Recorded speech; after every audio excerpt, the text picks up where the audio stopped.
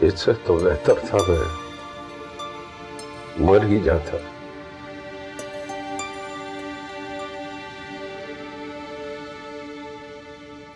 कुदरत तो इम्तिहान ले ही रही है मोहम्मद हुसैन। अब क्या तुम भी मेरा इम्तिहान लोगे? मैं भी जहर खा लेती हूँ, तुम भी जहर खा लो।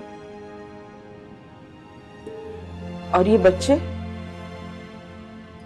भले से रुलते फिरे, भाड़ में जाए हमारी बला से। हम तो मर जाएंगे ना। खदीजा, तुमने बच्चों की आंखों में भरी हसरत और दुख नहीं देखे?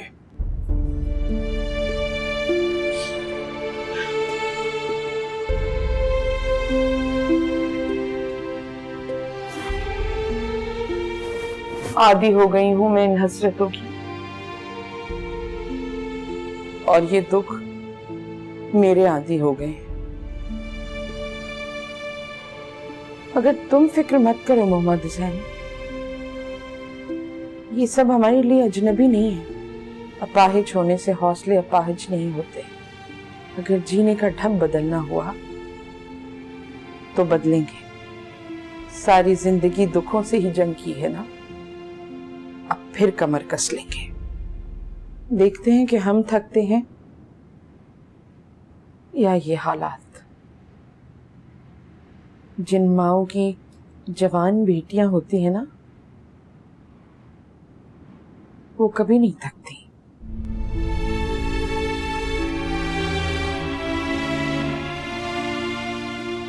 मैं भी नहीं थकूंगी मोहम्मद हुसैन, कभी नहीं थकूंगी।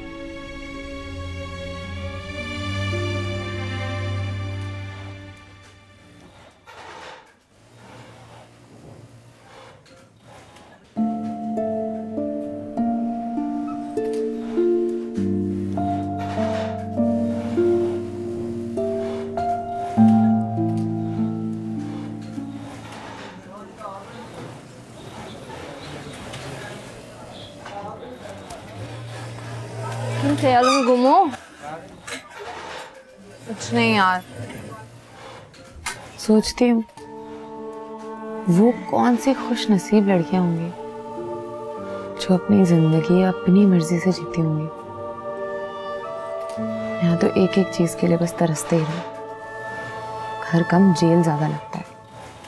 कहाँ जा रही हो, कहाँ से आ रही हो, बाल ऐसे क्यों बनाए हैं, ये क्या पहना है, वो क्या पहना है, ऐसे क्यों उठ रही हो, वैसे क्यों बैठ रही हो। क्या है ये जिंदगी?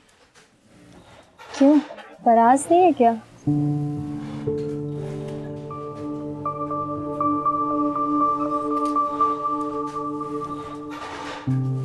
ताजा हवा का झोंका।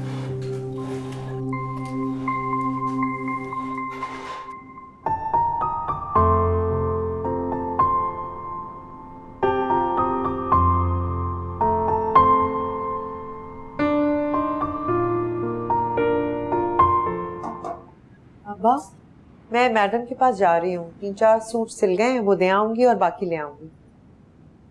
बेटा, तुम उनसे कहना कि मैं हाथ की मशीन खरीद लूंगा ना, तो मैं भी काम शुरू कर दूंगा। तुम कैसे काम शुरू कर दोगे? हाथ और कंधे की तकलीफ की वजह से तो वो पैडल वाली मशीन ली थी।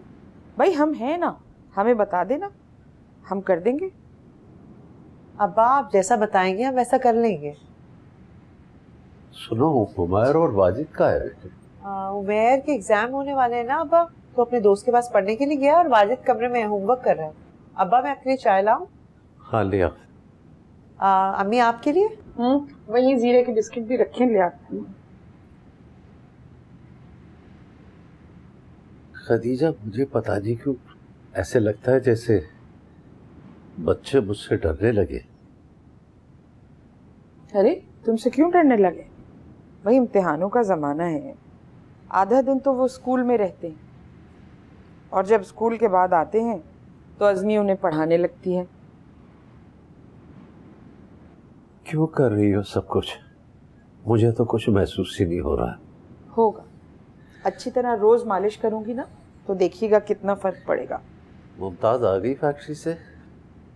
आती होगी बस। अब जब भी आती हैं इतनी जल्दी चली जाती हैं, ऐसे कैसे गुजरेगी जिंदगी मुमताज? मैं क्या करूं? मैं रिश्ता भेजूं आपके घर? नहीं नहीं, अभी नहीं। आप शादी नहीं करेंगी मुझसे?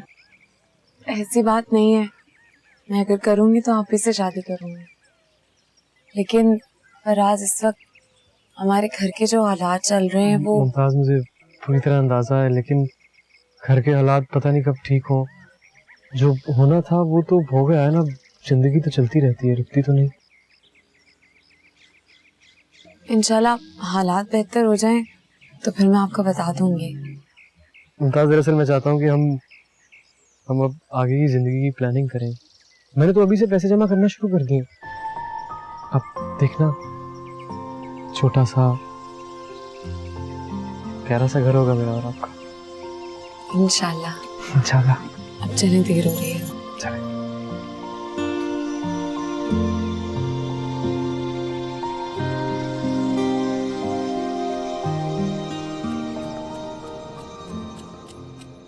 कोई बावला नहीं होता खतीजा कि बिला वजह किसी को तलाक दे। तुम्हें तो अपनी लड़की बहुत मासूम लगती है ना, नहीं के लक्षण ऐसे होंगे। अपना घर तो बनाना आया नहीं तुम्हें, बेटियों को क्या सिखाती? क्यों? ये घर बसा हुआ नजर नहीं आ रहा आपको क्या? हर अच्छा बुरा काटा है मैंने। कभी आपके घर कुछ मांगने आई? हाँ, तो मांगने की नौबत आई कब? कमाते कमाते देखो क्या हालत हो गई मोहम्मद हुसैन की। मैं पूछती हूँ, क्या वो हमें भर रहा था? जो कमाया तुम्हारी हथेली पर रखा। तुम्हारे गाल तो बड़े गुलाबी देखे हैं मैंने, और मेरा भाई बेचारा पीला पड़ा रहता था। सारी गुलाबियां लुटा दी मैंने इस घर के ऊपर। जिंदगी में क्या कम अजाब था जो अब ये कयामत बन के टूटी। ससुराल वालों को सारी जिंदगी कयामत समझा तुमने, और अब ये कयामत टलने वाली नहीं है। सर पर पट्टियां बांधो या वावेला मचाओ, मैं यहाँ से नहीं जाने की। माजूर करके रख दिया मेरे भाई को। ऐसे छोड़ के जाऊंगी तो एक सांस भी हराम है मुझ पर।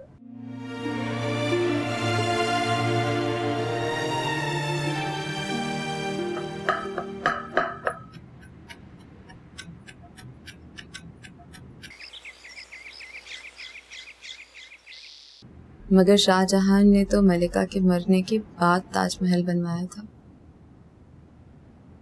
पता है मैं क्या चाहती हूँ फराज?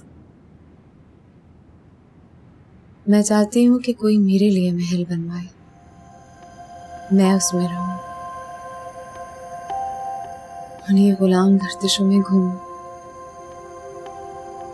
उसी महल के सजे हुए तख्त पर बैठूं, तुम्हारे साथ,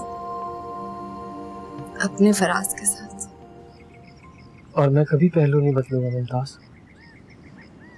सच कहूँ तो जब भी आपकी बातें सुनता हूँ मुझे ऐसा लगता है कि कोई सल्तनत है जिसका बादशाह हूँ मैं। एक बात बताऊँ आपको, ताजमहल भी बनवा सकता हूँ मैं आपके लिए।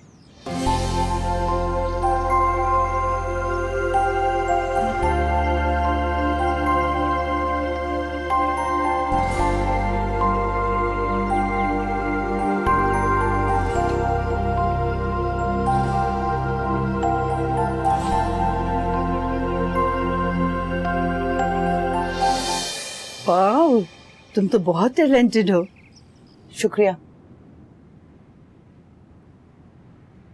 मुझे बहुत खुशी हो रही है, तुमसे अब काम चल जाएगा। मैं तो बहुत परेशान थी।